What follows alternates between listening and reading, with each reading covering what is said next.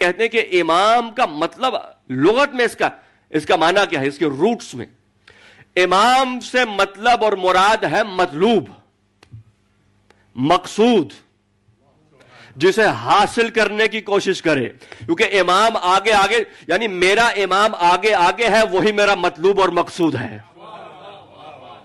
میں کچھ کہنا چاہ رہا ہوں، امام آگے رہتا ہے، میں حاصل کرنے کی کوشش کروں گا، وہی میرا مطلوب ہے، وہی میرا مقصود ہے۔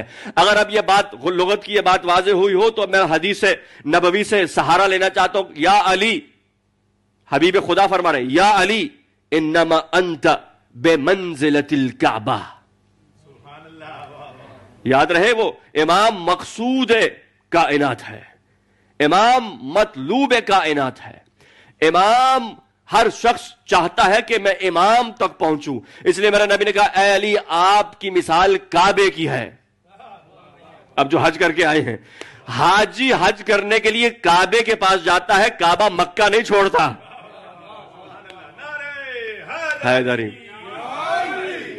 یا علی آپ کی مثال کعبے کی ہے، جس نے حج کرنا ہے وہ کعبے کے پاس آئے گا۔ کعبہ کسی، یعنی دنیا نے اگر علم علی سے استفادہ کرنا ہے، علی سے فیض پانا ہے تو در علی پہ آنا ہوگا، علی کسی کے در پہ نہیں جائے گا۔